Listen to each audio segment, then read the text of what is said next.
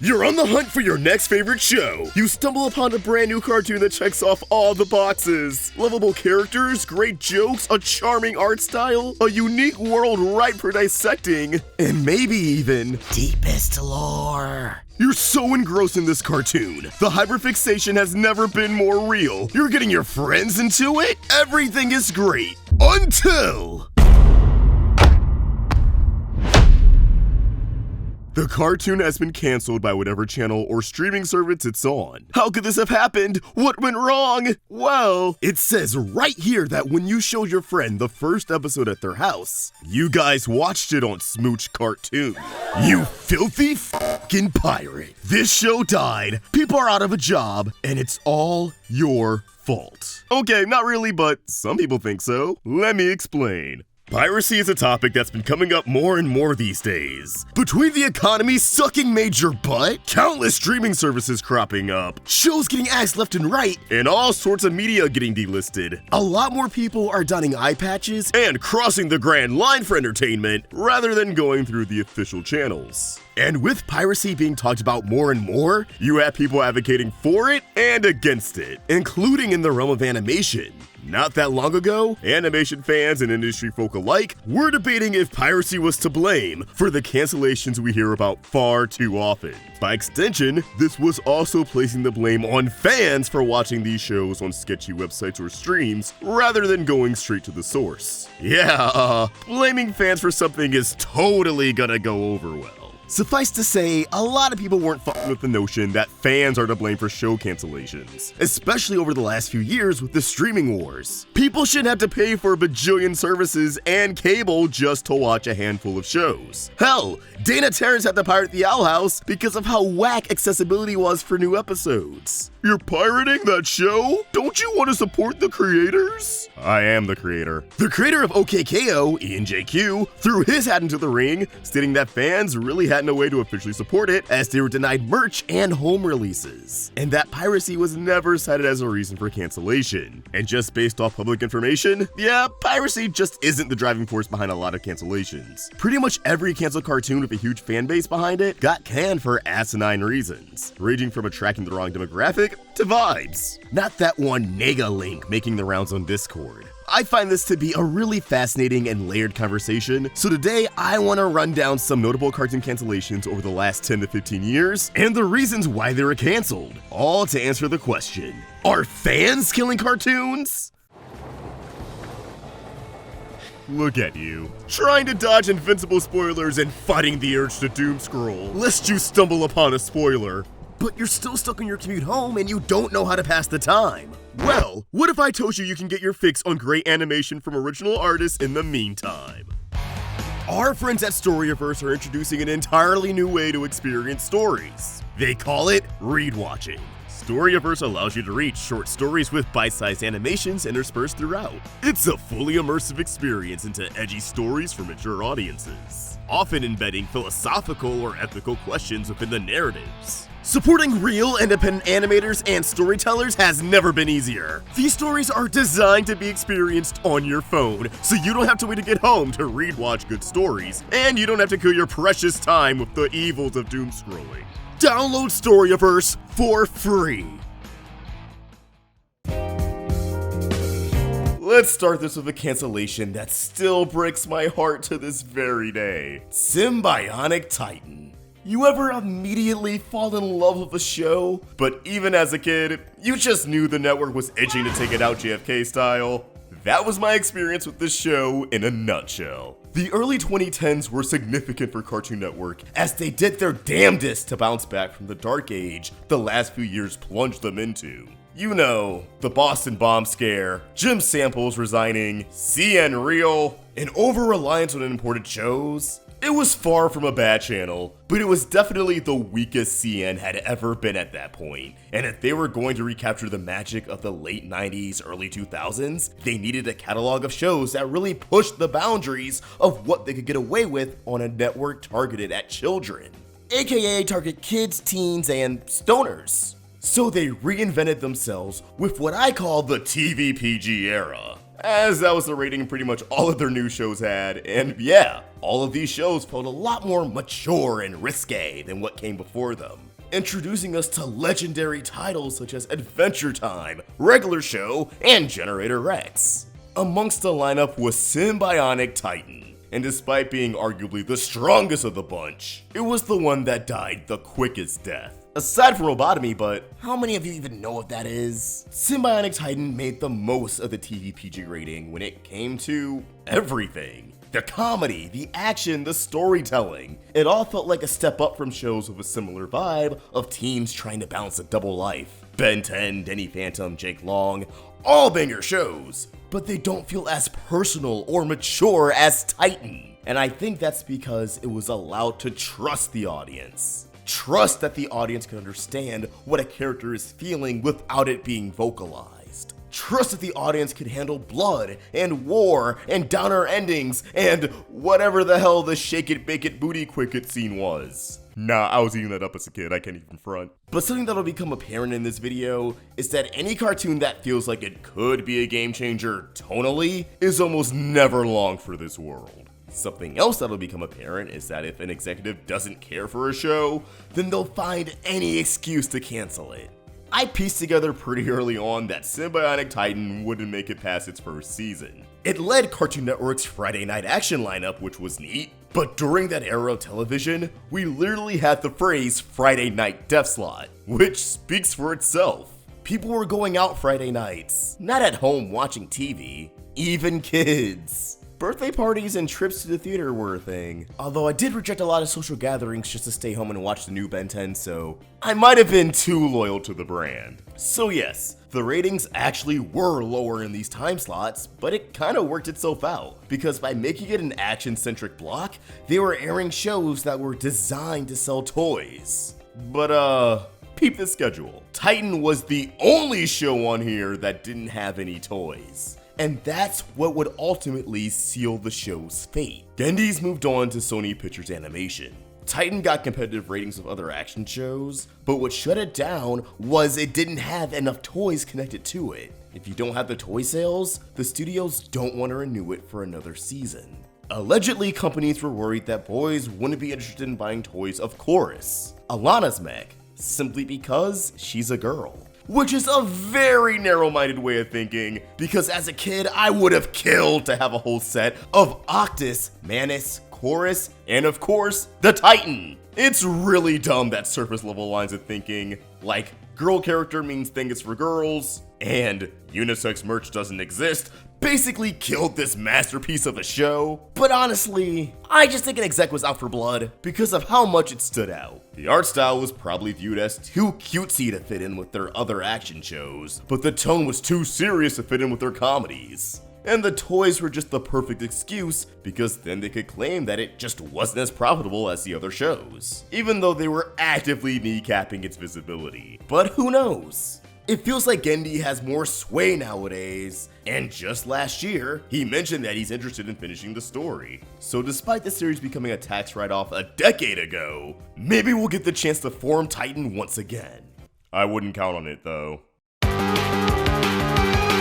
Steven Universe is a weird one, because although the show was given a concrete ending, 3 actually, it was still cancelled. Cartoon Network just did a little Uno reverse card. Throughout its run, the show gained notoriety for its inclusion of LGBT characters, costing its run in a few countries outside of the US. But this didn't deter Rebecca Sugar and the Crooniverse. In fact, it only ignited them to push the envelope even further, dedicating an entire arc in its 5th season to Ruby and Sapphire's wedding following the aftermath of the devastating Pink Diamond reveal.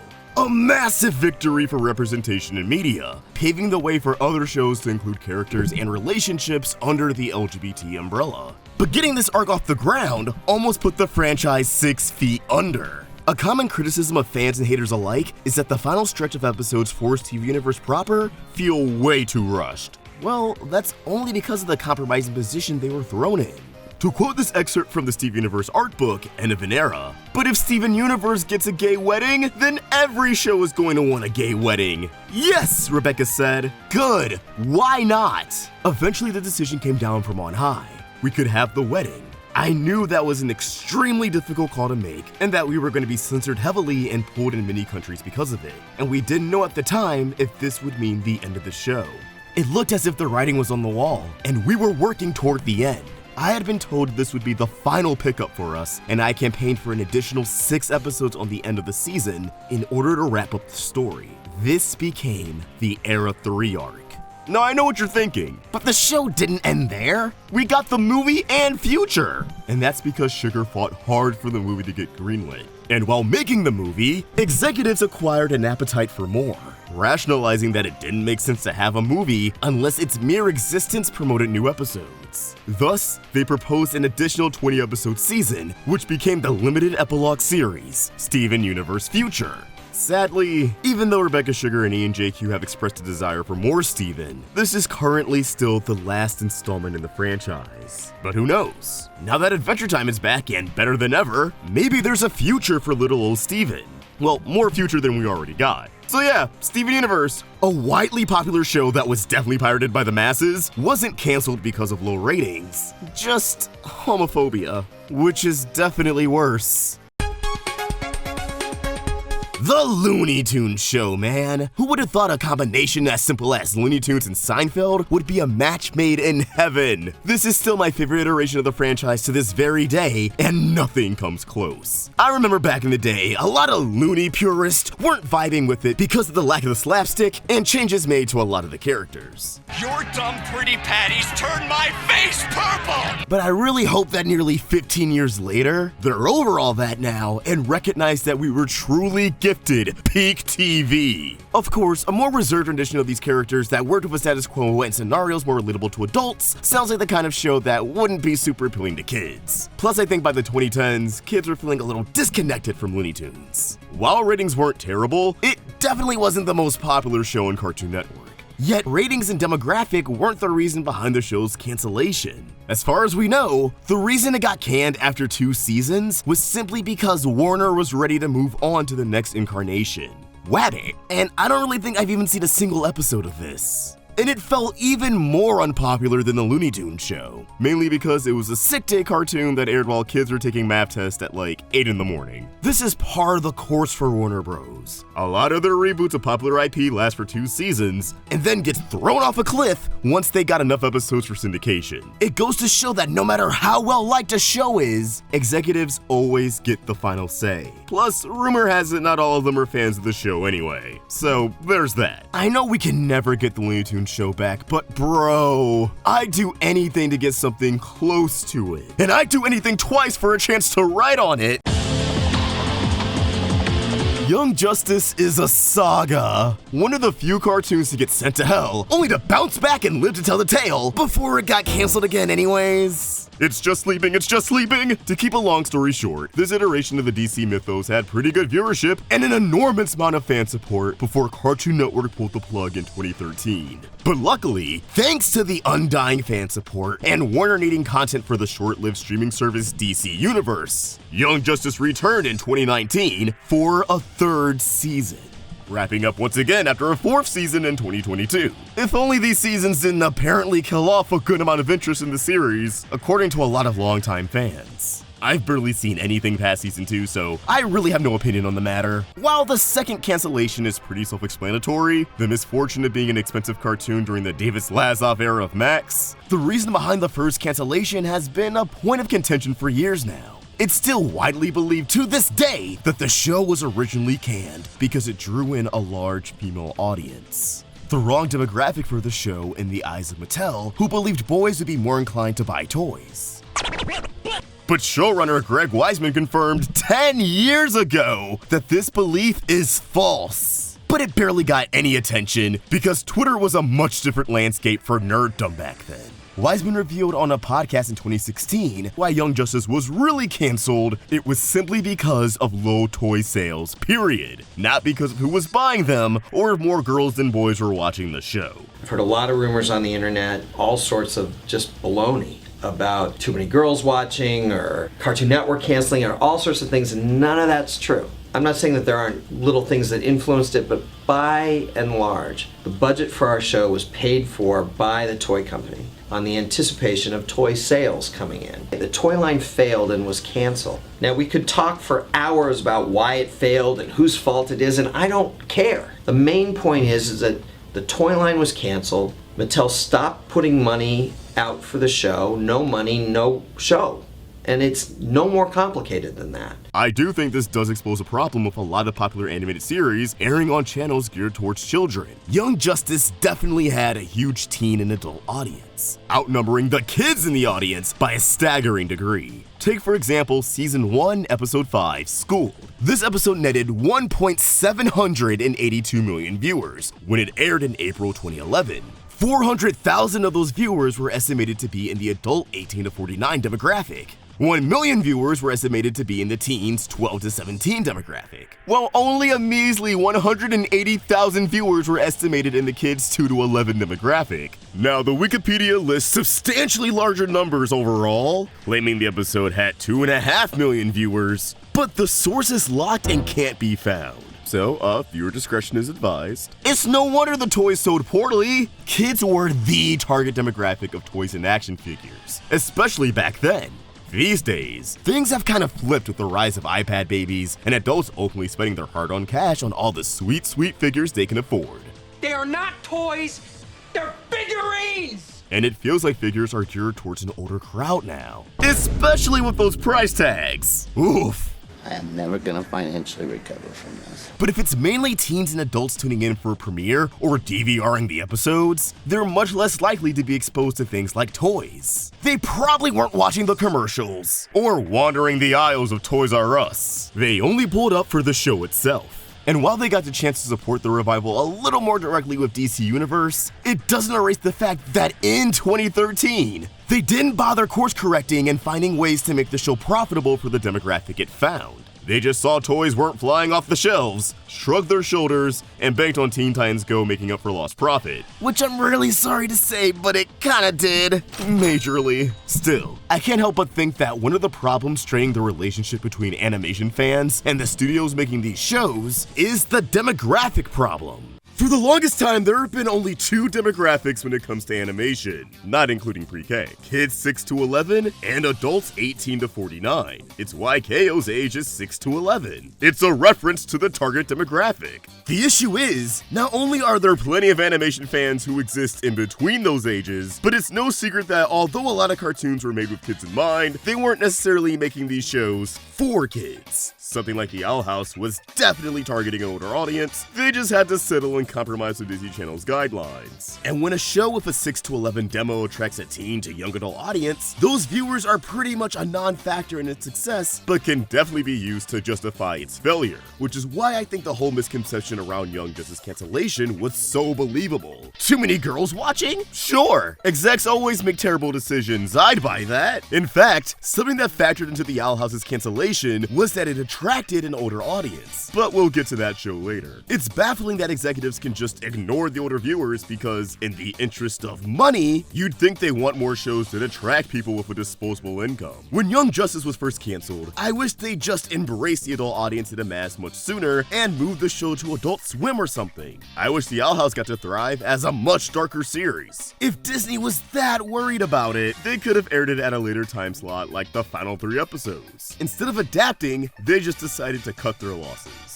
But they didn't have to be a loss. Most of the cartoons that try to target this invisible demographic quickly got canned. It's soul-crushing to see. I wish they could get that it doesn't have to be one demographic or the other. Animation is loved by all ages, so target all ages. And give it an honest effort. When SpongeBob was the new kid on the block, it was revered for having kids and adults tune in. So many Cartoon Network shows of the 2000s prided themselves on doing whatever they wanted instead of worrying what kids would like. Part of why anime is so popular is that a bulk of the hits are shonen, and while shonen literally means young boy, I'd argue a lot of those series target all ages. Young kids and teens, which often provides a lot of appeal to adults. Although adults do have their own demographic, seinen. Thankfully, things are getting better, with shows like Fiona and Cake Around, targeting a young adult demographic and making the most of existing in this weird in-between space. Hopefully, Warner Bros. Discovery gives a few more shows like this a whirl. but until I see more than one cartoon around targeting this demographic, I wouldn't say the problem has been solved. There are a lot of cartoons that deserved better than the hands they were dealt, but OKKO is high up on that list for me. Rolling out at a time where Cartoon Network couldn't decide if they wanted to premiere episodes on cable or drop a bunch all at once through their app, it's truly a miracle that it got to cross the finish line. But just like other shows in this video, just because it has a conclusion doesn't mean it evaded cancellation. In fact, not only was OKKO canceled, but it was canceled at a time where the crew thought they had way more episodes than they were given. Season 3 getting cut in half from an expected 40 episodes to only 20. Ian and the writers scrambling to rewrite the season, fitting in everything that was relevant to the storyline and cutting all the fun one-offs along the way, which may sound fine if you're not familiar with the show, but believe me when I say the wacky self-contained episodes of OKKO were just as good as the story-driven episodes. I shed a tear every time I think about all the potential crossovers we missed out on. Despite the release schedule for the show being an absolute mess all the way through, its cancellation had nothing to do with viewership or piracy. It was because of something sinister that can screw over just about any production: company mergers and Donald Trump.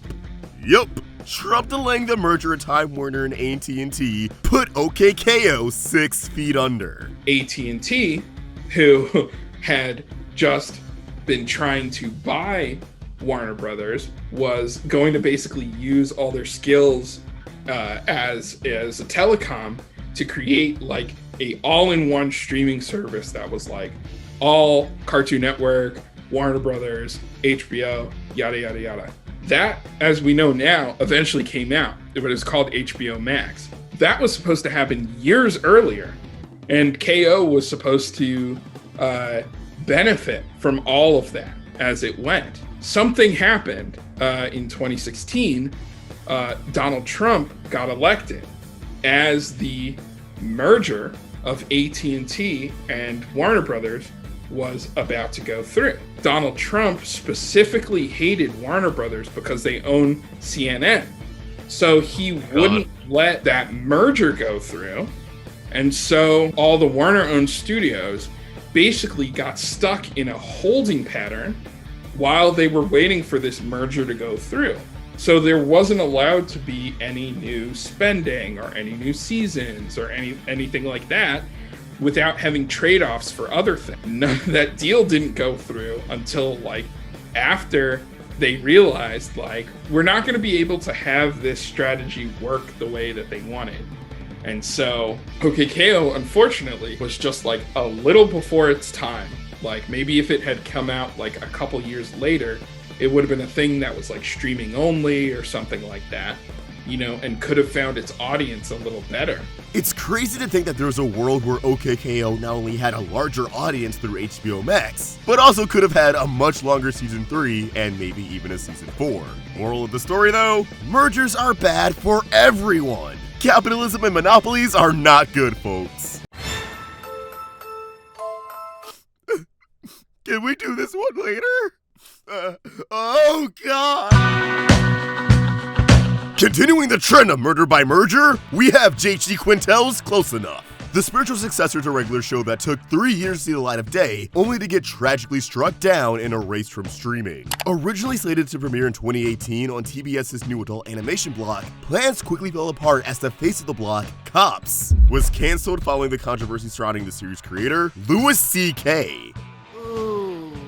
The whole block fell apart as a result. One of the shows intended for the block, Tarantula, got canned after only 1 season, while another show, the iconic Final Space, actually survived for 2 more seasons, eventually moving to Adult Swim, but inevitably got canceled around the same time as Infinity Train, and later would be removed from streaming entirely. I'm talking scrubbed from all over the world.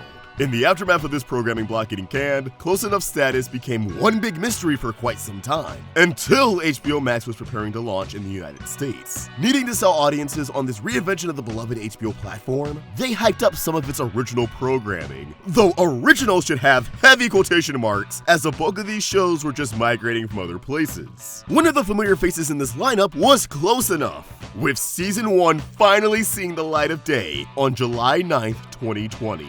After rewatching the teaser trailer over and over on loop for the past few years, animation fans who needed their fix of absurd comedy could finally experience the next installment from the mind of J.G. Quintel. Wait, where'd it go? It was just right here! So yeah, Close Enough was canceled after 3 seasons on July 15th, 2022. Mere days after the show's 2-year anniversary, J.G. Quintel tweeted on the day of this announcement, "It's true, Close Enough is ending after 3 seasons. I feel fortunate to have worked on this project with so many talented people. Thank you to everyone that helped bring it to life, and to everyone who watched." HBO Max themselves also commented on the show's cancellation.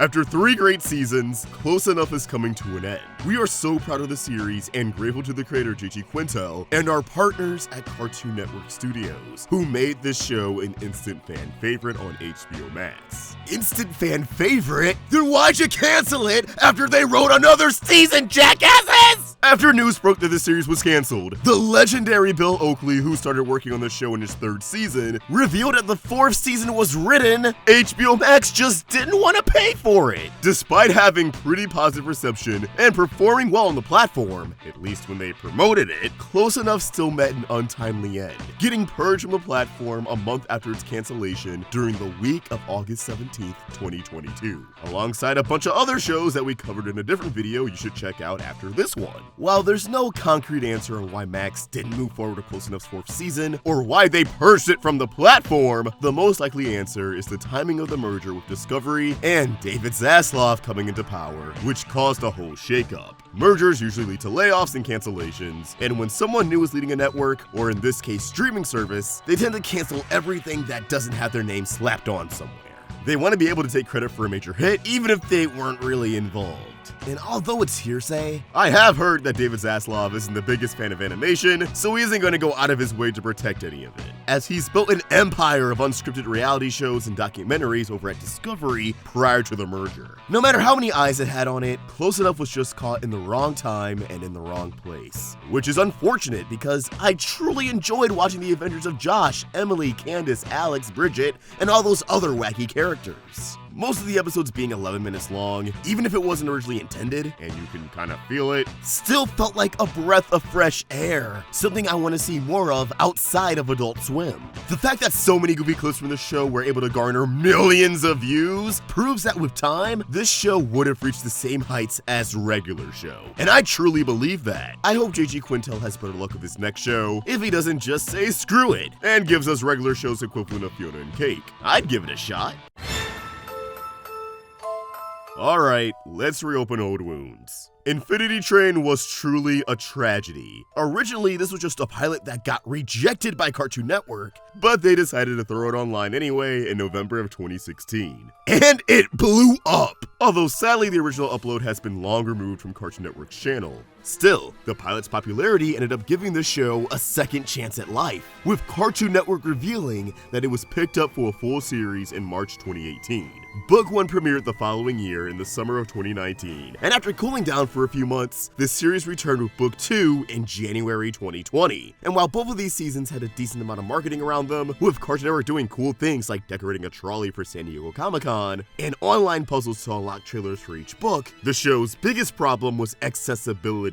Each book aired on cable once, within a single week, with no reruns whatsoever. And this was the late 2010s. Live viewership was plummeting as streaming took over, so it's not like the ratings were amazing. Episodes were averaging around 500,000 viewers. And if you did want to watch it outside of a live airing, you had to use the Cartoon Network app, which still requires a cable login. You're just begging people to pirate at this point. The show's potential was clearly held back as most people moved on to streaming, and only streaming, which was a shame because this was the best Cartoon Network original in years. I was fully immersed in the mystery of the train. I wanted to know how it all worked. How do people get chosen for the train? What dictates how high or low their starting number will be? How many cars on the train were intended to be there, and how many were made by a certain someone trying to cling on to their old life?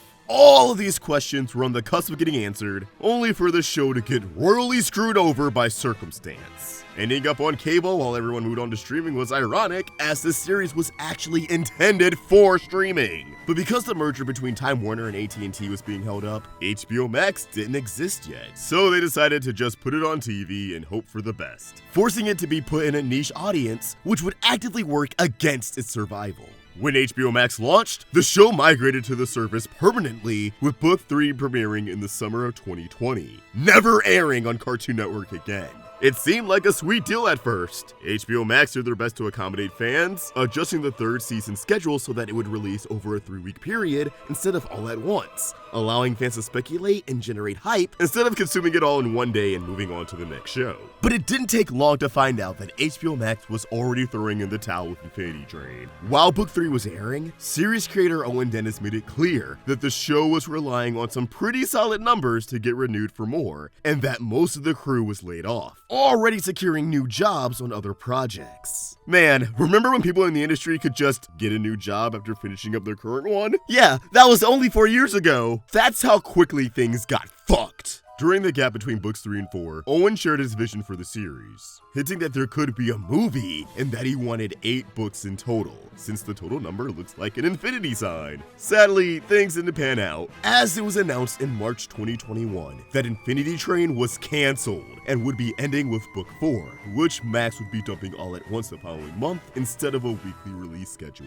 They were done with Infinity Train and weren't hiding it any longer. The crew seemed to be pretty blindsided when everyone was laid off, as they were actively working on Book 5, which would have been a TV movie following the show's most elusive yet compelling character, Amelia. The movie was written and partially storyboarded before they were given the boot. For a while, fans maintained an attitude of never say never, but that outlook went out the window when the series was purged from Max in August 2020, alongside Close Enough and a buttload of other shows. It felt like things were leaning towards the series winding up as a tax write-off, with it disappearing from numerous digital storefronts, and all the videos centered around the series, clips, behind the scenes, and trailers were all scrubbed from Cartoon Network and Max's YouTube channels. But to this day, we don't really know its current status. Just that, from what we heard last, it wasn't written off. So officially, viewership seems to be the blame for its cancellation. But I cannot stress enough that this gives off the vibes of a setup. Again, the first 2 books air on TV once, and then it becomes a streaming exclusive in its 3rd season? The show barely being pushed by the platform didn't do any favors either. But more than that, I don't think a lot of subscribers in Max's early days were seeking out Cartoon Network shows. I think they were pre-existing HBO subscribers who were primarily still there for HBO content. Max in itself was a new platform that was slowly finding its footing and gaining an audience beyond HBO. It didn't have the same amount of subscribers they do now, or even the amount of subscribers they had the following year. Giving Infinity Train only a few months to justify its existence on a platform that was just getting its shit together was setting it up for impossible expectations. It really felt like whoever was in charge of renewing it already had their mind made up when Max launched, but strung Owen and the fans of the show along for as long as they could. And once the final act of Book 4 was delivered, they dropped the act. But now Owen is making an Among Us show where Phil Lamar plays Brown Among Us guys, so who really lost here? I'm still holding out hope for Infinity Train. Maybe now that they're licensing out Max Originals to other platforms, they can let it rip on Netflix or Tubi. It'd just be nice for there to be a way for people to discover this show again. The people pirating it are probably going to be the people who were already invested in it and want to revisit it, or the rare few who actually took their friend's show recommendation and knows how to sell the 7 Cs. But as of right now, piracy is actually one of the only few ways this show can be preserved. Isn't that insane? Fans did their best to support this show legally, and now you have to go through hoops just to buy a single season. And let's be real, a newcomer paying like $14 per season for a show they may not even like is asinine. At least with a streaming service, you have other options. We got another long video dedicated to Infinity Train's cancellation from a few years back, so if you want to learn more or take a stroll down memory lane, check it out. Rounding out all the shows that were made for cable but came out during the height of streaming, we have The Owl House. When this show was announced alongside Amphibia in 2018, I knew from Dana Terrace's name alone that this would be one for the books. Just from her art, you could tell that she excels at awe-inspiring horror, and although she definitely wouldn't be able to go all out on Disney, I was still excited to see what this extremely talented artist had up her tatted sleeve.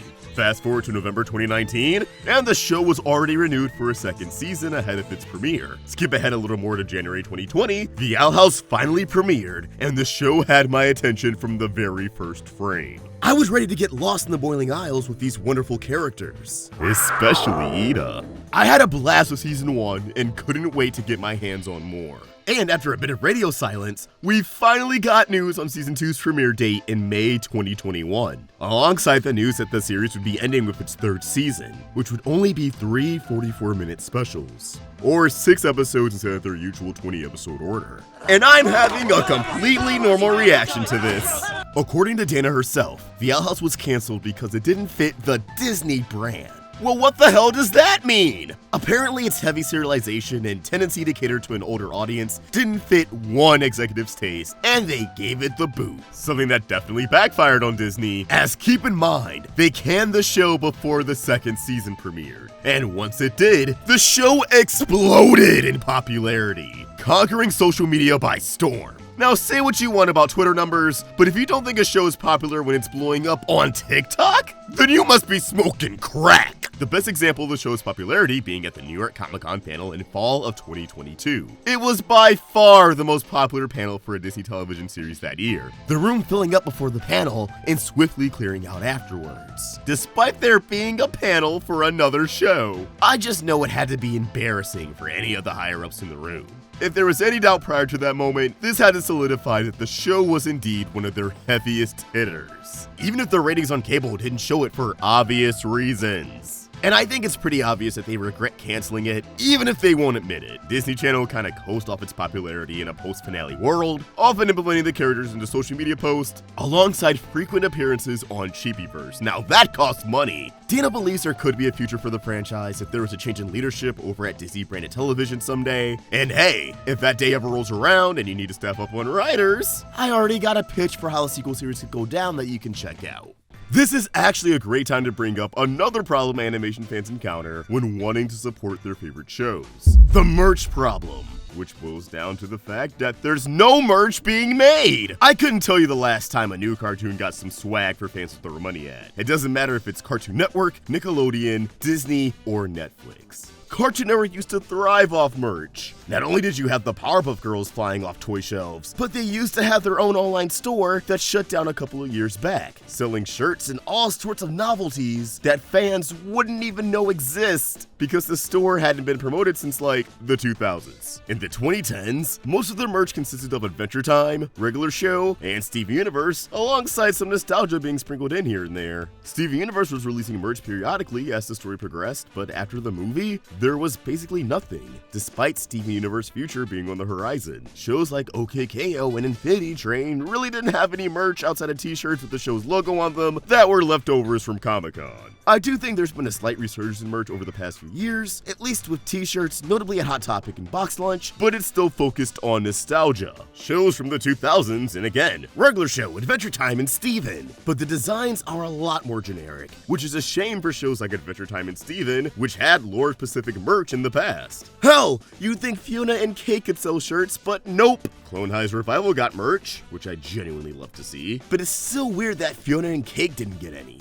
Adult Swim's also been lacking. Rick and Morty has been their biggest moneymaker for years, so you'd think when they finally have another hit on their hands with Smiling Friends, they'd invest in merch. But nope! Hopefully that changes with season 2 on the horizon, but for now, they don't even bother. Disney only makes merch with their own movies, Pixar, Marvel, and Star Wars. Merch of their cartoons, especially their new cartoons, are few and far between, and practically non-existent after the Owl House and Amphibia. If it wasn't for Hot Topic, the Owl House's merch would be extinct like Amphibia's. The only new show that has merch is Moon Girl, and that's because it's a Marvel show. No Kif, no Hamster, no Haley, no nothing. Netflix has a store that's poorly advertised, and while that has some merch for a few of their animated outings, it's largely lackluster. Logo on a shirt here and there. Hell, you can't even buy Jabari's hoodie from Intergalactic in the right color. I guess they did the red as a limited run, and they refuse to restock it. Fans want to do their best to support shows legally, and merch is one of the best ways to do that. Aside from our wardrobe being free marketing, it's a direct exchange that allows studios to generate revenue and allows fans to rep the characters and worlds they adore with shirts that will ideally last for years to come. But companies are opting to just not make any. Maybe they don't want to jump through hoops of partnering with another company to make the merch. Maybe they don't want to hand out the licenses. Either way, it's sad, especially because creators now turn to the fans for merch. Condoning fan merch, even if it isn't official, because it's better than nothing. Part of the reason why I started Toon Drip was to make dope clothing that can be worn anywhere for fans of shows that are getting little to no merch in the first place. So please, whoever is in charge of merch for all of these animated series, do better! There's also the accessibility problem, something I talked about in my recent video on indie animation, but I'll go over it real quick here. With streaming being the default, but episodes of so many shows premiering on TV first, those episodes would then be locked behind an app like Disney Now, which would still require a cable login. Which means fans without cable or live outside the US either have to try and dodge spoilers until those episodes hit Disney Plus months down the line, or just bite the bullet and pirate. And if you do live internationally, you might be screwed out of a show either way. For example, Fiona and Cake hasn't rolled out all over the world because Max isn't available all over the world. I do know it started airing in one country on their Cartoon Network, but it got quickly pulled after they realized it wasn't suitable for kids like the original series. And honestly, fans shouldn't have to miss out on their favorite show just because someone who doesn't have a say in the show's renewal claims that it'll hurt the performance. It's not like people are choosing to pirate one show but tune into another on live TV. They don't have access either way. And if you don't have access but still want to watch, then just watch it and try to figure out a way to support it later. Whether that's purchasing a season on a digital storefront or using a VPN to stream in the US, provided you have a login. You can tell it's a problem with service and not the product itself, because the official free clips and episodes of these shows on YouTube have millions of views. People want to watch these shows and have no issues doing so through official means. It just has to be easily accessible and within reason, which, in the current landscape of the industry, most just aren't. But enough yapping about this, let's shift gears and talk about our favorite sad horse show. It always sucks when a show gets canceled right when it's hitting its stride, but something just as unfortunate is when it gets canceled deep into the story, having to wrap things up a lot sooner than anticipated instead of having time to fully realize their vision. And although you may not have realized it, one of those shows was actually Bojack Horseman. That two-part final season that dropped in late 2019, early 2020 was an incredible run of episodes, but it was also the result of Netflix wanting to move on. According to series creator Raphael Bob Waxberg, when he wrote the show's first season finale, Netflix requested for the ending to be a little more open-ended for another season, a trend that would continue for a while. So eventually Waxberg asked Netflix for a little bit of a heads up when they are ready to end the series, so he could avoid a situation where the series ends on an unfulfilling cliffhanger. So when season 6 rolled around, they let him know that this would be the end, which caught him off guard as he thought the show had a couple more years left in the tank. But he was grateful for 6 seasons, as a lot of shows don't even get that, especially on Netflix. Ultimately, the show would have likely landed at the same place, but it still makes you wonder what could have been. I feel that season 6 is an amazing ending for the show, yet you could feel that time was working against them, as the arcs for a lot of characters outside of Bojack were sort of rushed to the finish line. It's not the worst cancellation, as similar to Steven Universe, it had a good run and was still given a concrete ending. But again, I just can't help but wonder what could have been. Now, a lot of people were speculating that Netflix canned the show in response to its crew wanting to unionize, but it was clarified that they decided to unionize after they knew the show was ending, since at that point, it was now or never for them. However, we don't know the same could be said for its sister show. What's better than getting shot in the back of the head by your caretaker? Getting shot in the back of the head by your caretaker twice! Premiering in May 2019, Tuca and Bertie was another Netflix animated dramedy filled with existential dread and tackling unresolved trauma through the lens of talking animals. Created by Lisa Hannawalt, who was production designer and producer of Bojack. Tuca and Bertie juxtaposed and complemented Bojack in so many ways. In spite of how heavy the episodes can get, you often walk away from one feeling relatively optimistic instead of You'd think Netflix would want to do their best to keep the show around for a while, keep Bojack fans hooked onto their platform with something a little similar but overall refreshing. Instead, they canceled it after only one season in July 2019. It didn't even have the usual 2-season run on there. Lisa Hanawalt created a relatable yet whimsical world in Tuca and Bertie. We're grateful to Lisa and her fellow executive producers, along with all the writers and animators for sharing the funny and dynamic female bird duo of Tuca and Bertie with the world. While Tuca and Bertie won't have a second season, we're proud to feature this story on Netflix for years to come. Yeah, think fast, bub. Now keep in mind, Netflix canceled Tuca and Bertie only a month after its production company, Shadow Machine, had its animators unionize. And keep in mind, it was only 2 months after the show came out. They gave it suspiciously little time, and the timelines add up way too well. Like, oh, the horse show is ending anyways. Why pick up another season of the less popular bird show that we'd have to pay more for? I don't know. This just felt like way too sweet of a deal for them to pass up on, allowing people to comfortably pivot from Bojack to Tuca, some extra insurance that people will keep paying for the service for a few more years. But once they had to pay for more and the Golden Goose was heading out the door, forget about it. We're making our own cartoons in-house now. Surely that's going to pan out. But you can't keep a good bird down. As in May 2020, a year after the show's short-lived run on Netflix, Adult Swim announced that in a move they haven't pulled in eons, they would be rescuing Tuca and Bertie, bringing it back for a second season, which would not only air on Adult Swim, but stream on HBO Max shortly after, meaning they effectively snatched one of the few adult Netflix cartoons that people weren't repulsed by directly from the competition. And Adult Swim went surprisingly hard with the marketing. I'm not gonna say it was everywhere, but come on! Are these giant inflatables doing nothing for you? Tuca and Bertie thrived for 2 more seasons on the network, giving us 3 seasons in total. Sadly, the Grim Reaper still came knocking on the show's door, as after season 3, the show was canceled yet again, this time by Adult Swim in November 2022. Although a concrete reason wasn't given for this cancellation, Close Enough and Infinity Train just got purged, and the animation industry as a whole started looking a bit grim. So it wasn't too surprising. Plus, I think the unique situation the show was in made it a bit harder for people to get into.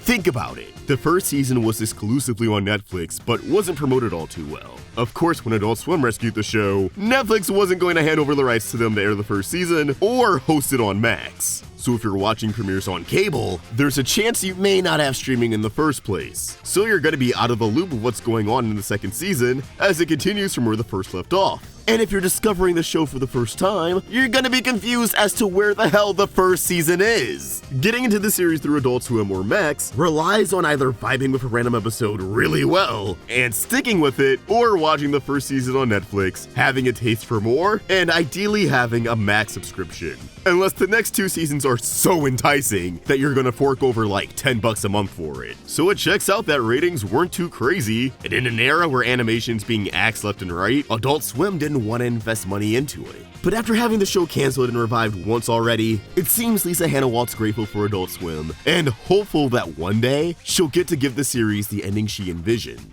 Even if it only lasted 2 years, Tuca and Bertie's run on Adult Swim was beautiful. The network giving us a nice little power hour of new Rick and Morty, followed by new Tuca and Bertie. A duo of duos. And Bird Girl. Not only did the show run on Adult Swim, but it also aired on TBS for a brief period of time, and it got a ton of nominations that wouldn't have existed without seasons 2 and 3. While it does blow that the show got canceled twice before crossing the finish line, it's hard for me to not look at the Adult Swim era fondly. Hell, they still rerun the show and its bumpers, albeit late at night, but that could have gone to like a Robot Chicken rerun. Instead, they choose to honor Tuca and Bertie, which I think is pretty neat. They fully accept it as a part of Adult Swim's legacy. Like all of these shows, Tuca and Bertie was caught in a crappy situation and deserved so much better. But unlike a lot of these shows, it got another chance at life and truly lived to its fullest. The show just kept getting stronger as it progressed, and it was pretty cool seeing it rub shoulders with the Rickle Pick show. Regardless of how you feel about Rick and Morty and Logic, it's one of the biggest animated series. So having a much smaller show air alongside it that's so different from it tonally was amazing to see, and something that proves Adult Swim is the last real TV channel we have in our broken society. Pour one out for our bird girls. Yes, even you.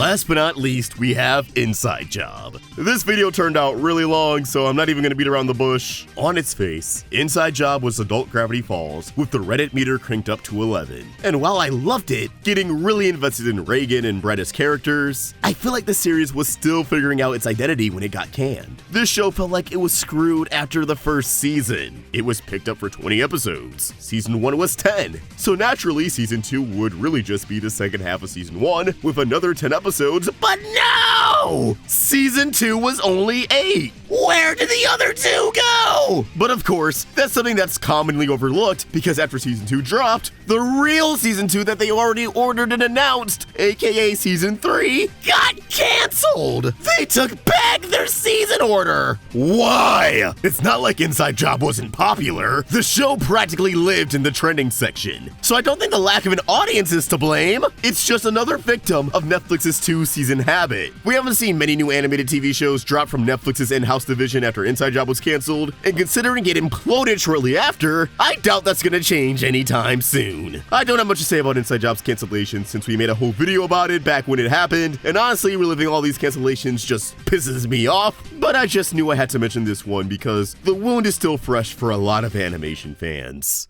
So, are fans killing cartoons? Is piracy the biggest culprit behind many of these cancellations? No! Obviously not! While I'll always encourage supporting these shows through official means, I also agree with the position that piracy is a service problem. We're past the days of cable where you choose one provider, one tier, and get access to all the channels you need, with tons of shows being made available on demand so you weren't just stuck with tuning in live. Now it's choosing a bunch of streaming services to get access to some of the content you're looking for. It's asinine. Now, I'm someone who's always tried to support animation legally. For years, I've been paying out the ass for Hulu Live so I can watch all those shows I cover as they release legally. I try to stay on top of streaming services. I've bought full seasons of shows digitally. The list goes on. But I'm not gonna shame someone who's incapable of supporting these shows the same way I do, but still wants to watch them. Nor am I gonna blame them for the cancellation. We're all better than that, especially in this economy. We can't save all of our favorite TV shows from getting canceled, and things are definitely in a state of disarray, more so than ever. But we can still raise awareness and talk about why these cancellations keep happening. Try to educate ourselves so we, as the consumers, can call out the bullshit when we see it. With all that said, which cartoon cancellation really broke your heart? Let us know in the comments down below, and if you enjoyed this video, throw it a like, and subscribe to the Roundtable so you never miss a video. Thanks for watching, and I'll see you next time. Peace!